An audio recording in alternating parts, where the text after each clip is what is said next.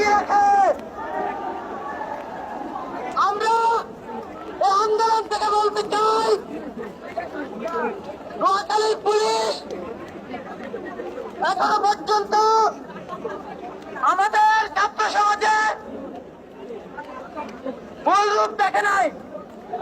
যদি আগামী দিনে তারা আমাদেরকে দমানোর জন্য আমাদের রাতের বেলা বই পুলিশ পাঠিয়ে দিল্লি পাঠিয়ে যদি আমাদের আন্দোলনকে দমাতে চায়, আমরা ঘরে বসে থাকবো না।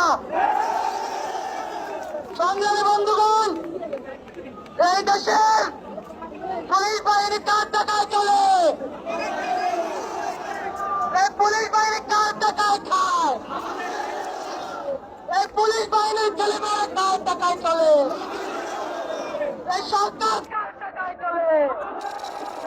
অতএব আমরা এই আন্দোলন থেকে বলতে চাই, যদি এই ছাত্র সমাজকে এভাবে দমাতে চায়, বুলেট দিয়ে দমাতে চায়, ছাত্র দিয়ে দমাতে চায়, আমরা এর কড়া জবাব দেব ইনশাআল্লাহ।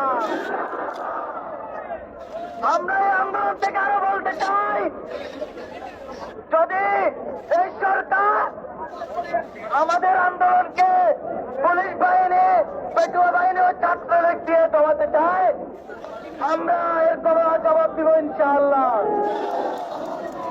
প্রিয় ভাইরা, আমরা কি আগামী দিনে দ্বিগুণ হয়ে ফিরে আসবো?